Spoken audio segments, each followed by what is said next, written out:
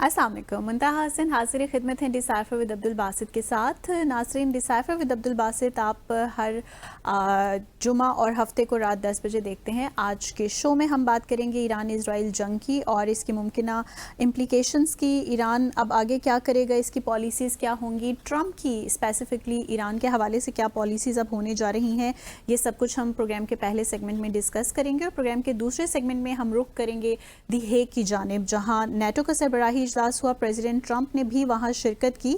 वहाँ क्या क्या ख़ास फैसले हुए और मज़ीद इसकी क्या इम्प्लिकेशंस हैं चाइना, रशिया और ख़ास करके पूरी दुनिया के लिए, इसको प्रोग्राम में इस पर जायज़ा लेंगे। और प्रोग्राम के आखिरी सेगमेंट में हम SCO की बात करेंगे, जहाँ वज़राए दिफ़ा का इजलास हुआ और एक हैरानकुन बात यह है कि इसका मुश्तरका एलामिया जारी नहीं हो सका। इसका असल ज़िम्मेदार कौन है, इसका भी जायज़ा लेंगे। तो आगाज़ करेंगे आज के अपने प्रोग्राम का। वेलकम बासित साहब। बिस्मिल्लाहिर्रहमानिर्रहीम। बहुत शुक्रिया मुंतहा, और डिसाइफर देखने वालों को अस्सलाम वालेकुम। सुबासी साहब, सबसे पहले ये बताइएगा, जंग बंदी हो गई, अब आगे मामलात अब किस जानिब बढ़ते देख रहे हैं? आप कुछ तब्दीलियां देख रहे हैं आप मशरिक़ वस्ता में, ईरान अमरीका ताल्लुकात में? इस हवाले से क्या ख्याल है आपका?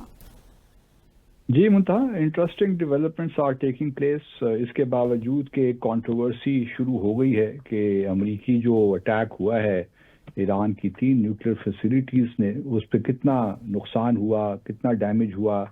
प्रेसिडेंट ट्रम्प ने तो बड़े सख्त अल्फाज किए कि हमने बिल्कुल उसको तबाह बर्बाद कर दिया। लेकिन पेंटागन की एक रिपोर्ट लीक हो गई, इनिशियल रिपोर्ट थी, उसमें कहा कि अभी कुछ नहीं कहा जा सकता, शायद इतना डैमेज नहीं हुआ। फिर गुज़श्ता रोज़ जो सुप्रीम लीडर हैं आयतुल्लाह ख़मीनी आए, उन्होंने कह दिया कि अमेरिका जो है प्रेसिडेंट ट्रम्प को एग्जेजरेट कर रहे हैं। लेकिन आज मैं समझता हूँ जिस पे हमें जो क्रेडिबल लगती है चीज़, ईरान के फॉरेन मिनिस्टर अब्बास अरागची ने आज अपने एक स्टेटमेंट में कहा है कि सिवियर डैमेज हुआ है, मतलब ठीक ठाक नुकसान हुआ है। लेकिन अभी वो कुछ कह नहीं सकते। अभी तक जो है वो अपनी इन्वेस्टिगेशंस कर रहे हैं, साइट्स पे असेसमेंट ले रहे हैं, और उसके बाद ही वो हतमी तौर पे कुछ कह सकेंगे। अच्छा, इसके सरफ नज़र के कितना नुकसान हुआ है, अब आगे 2-3 चीज़ें इंपॉर्टेंट हैं और हम चाहते हैं कि अपने व्यूअर्स के साथ उनको शेयर करें। पहली बात तो ये है कि सदर ट्रम्प ने ये कहा है कि जी अगले हफ्ते हमारे ईरान के साथ मुज़ाकरात हो रहे हैं, जिसको अब्बास अरागची ने डिनाई कर दिया। उन्होंने कहा कोई ऐसे मुज़ाकरात नहीं हो रहे, जिसका एक मतलब ये भी हो सकता है कि अमेरिका इस वक्त दिलचस्पी रखता है ईरान के साथ मुज़ाकरात करने में।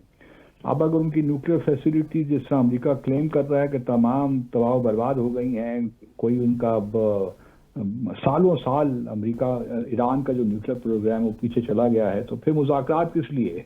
ये एक अहम है। लेकिन कुछ लोगों का ख्याल ये भी है कि शायद जो एनरिच यूरेनियम है वो ईरान ने पहले ही वहाँ से इन फैसिलिटी से कहीं और मुंतकिल कर दिया था। लेकिन चूंकि ईरान ये भी सिग्नल्स दे रहा है, और इस हमने पहले भी डिस्कस किया था कि शायद वो NPT से इवेंचुअली विड्रॉ कर जाए आर्टिकल 10 के तहत, तो उसको भी प्रिवेंट करने के लिए अमेरिका चाहेगा कि ईरान के साथ कुछ मुज़ाकरात हों।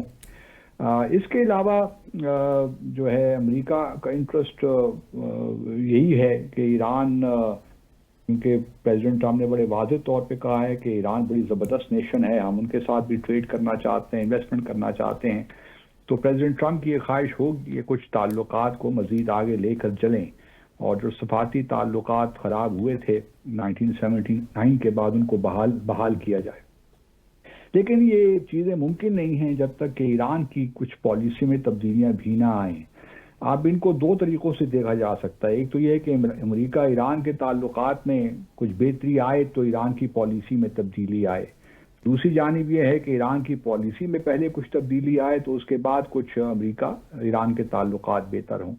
अब ईरान क्या स्टेप्स ले सकता है, हमारी असेसमेंट ही है। एक तो ये है कि अब देखना ये है कि ईरान की फ़लस्तीन पे क्या पॉलिसी होती है।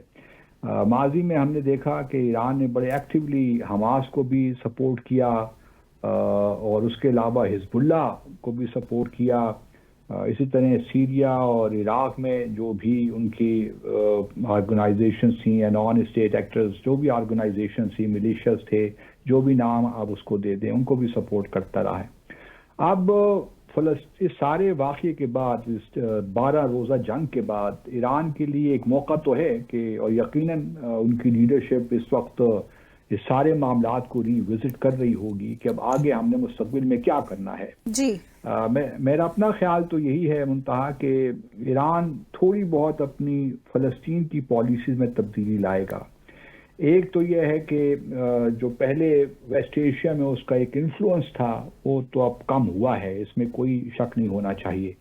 और यही चीज़ गल्फ़ कंट्रीज़ और ख़ास अरब कंट्रीज़ और ख़ास तौर पे गल्फ़ कंट्रीज़ भी यही चाहते थे कि ईरान की जो मुदाखलत है उनके नेबरहुड में, मिसाल के तौर पर सीरिया में या लेबनान में या यमन में या फॉर दैट मैटर बहरीन में, तो ये जो उनकी और फिर ये जो इंटरफेरेंस एक है या उन ऑर्गेनाइजेशंस को या उन तहरीकों को फ़रोग़ दे रहे हैं या सपोर्ट कर रहे हैं जो कि उनकी रजीम्स के लिए ख़तरा हैं। जी तो मेरा अपना ख्याल ये है कि गिवन द फैक्ट कि सऊदी अरेबिया और ईरान का भी रफ्तोचमा हो गया है, तो ईरान शायद कम अज़ कम जो ये उसकी एक पॉलिसी थी कि इन जो हैं जो डिसिडेंट्स है या डिसिडेंट जो ऑर्गेनाइजेशंस हैं उनको पहले सपोर्ट करता था, अब उनसे शायद हाथ उठा ले।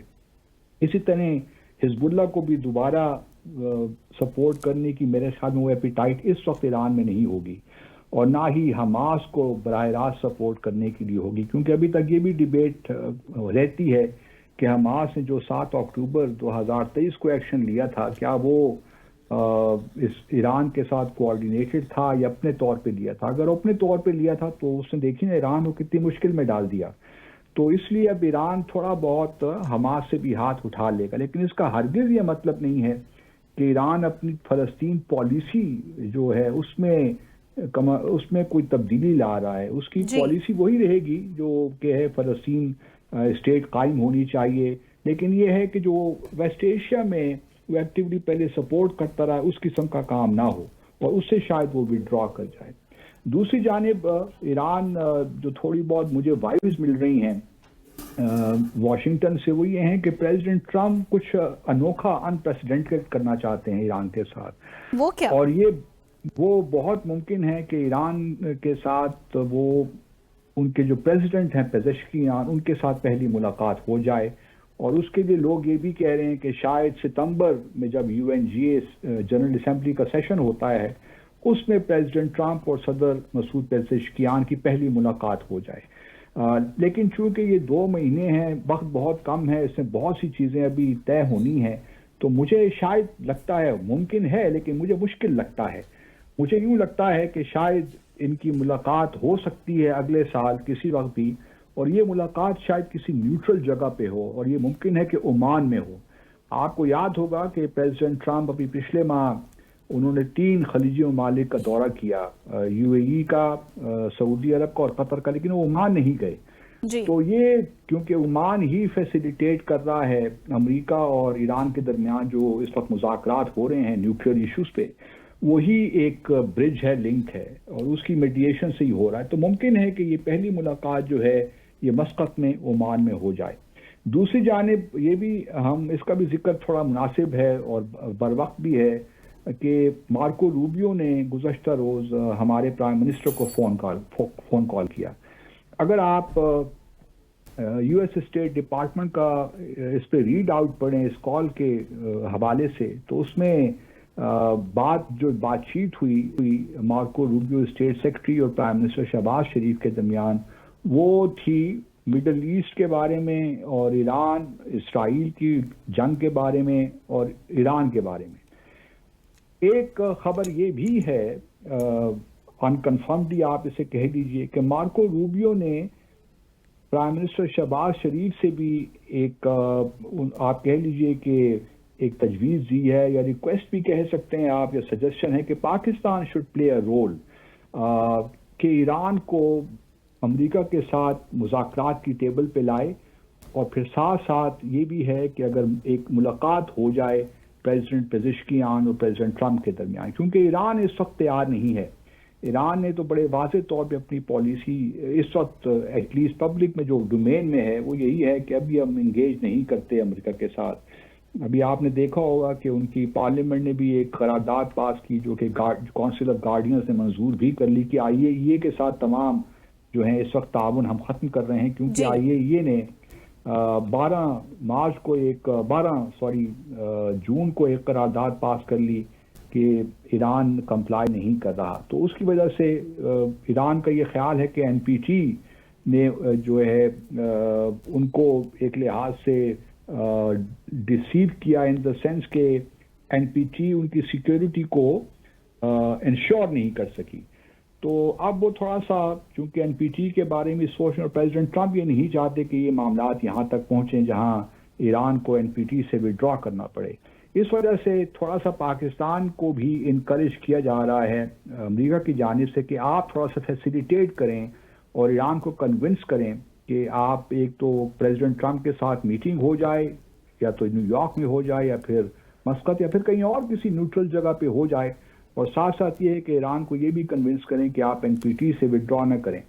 अब ये है कि आया ये मुलाकात हो सकती है, पाकिस्तान कितना रोल प्ले कर सकता है। मुझे लगता कुछ ये है कि शायद मुस्तकबिल करीब में हम देखें कि हमारे प्राइम मिनिस्टर या फील्ड मार्शल ईरान का और सऊदी अरब दोनों जगह का दौरा करें, क्योंकि सऊदी अरब को हम साथ लेकर चलना चाहते हैं इस मामले में, और सऊदी अरब की भी ये ख्वाहिश है कि प्रेसिडेंट ट्रंप और प्रेसिडेंट पेजेश्कियान के दरमियान कोई मुलाकात हो जाए, ताकि इसराइल को जो इस वक्त एक प्रेशर है ना गजा वगैरह पे, उस पर प्रेशर बिल्ड किया जा सके। क्योंकि हम देख रहे हैं कि गजा में इस वक्त भी बेशुमार शहादतें हो रही हैं, 17,000 बच्चे शहीद हो गए हैं, और अब तो इसराइल ने खुल्लम इस बात का भी इरादा जाहिर कर दिया है कि वो वेस्ट में जो सेटलर्स हैं, यहूदी सेटलर्स, उनको ऑक्युपाई कर लेगा उस जमीन को भी। तो इसका मतलब ये हुआ कि फलस्तीन तो बिल्कुल इंटरेस्टेड नहीं है इन मामलात को, फलस्तीन के मामले को हल करने के लिए। तो एक लिहाज से इस वक्त गल्फ कंट्रीज और पाकिस्तान के दरमियान भी कोऑर्डिनेशन है, और फिर अमेरिका और पाकिस्तान के दरमियान भी कोऑर्डिनेशन है कि ईरान को राजी किया जाए कि किसी तौर वो मुज़ाकरात की जानिब आए, एनपीटी से विड्रॉ न करे, और वेस्ट एशिया में जो है अपना जो भी उसकी एक्टिविटीज़ माजी में रहे उनको ख़त्म किया जाए। अब ये एक अच्छी डेवलपमेंट्स हैं, इसमें पाकिस्तान का भी एक अहम रोल है। लेट्स होप कि things would evolve in better direction. सही। नाज़रीन, यहाँ लेंगे मुख्तसर सा वक्फा, हमारे साथ रहिएगा।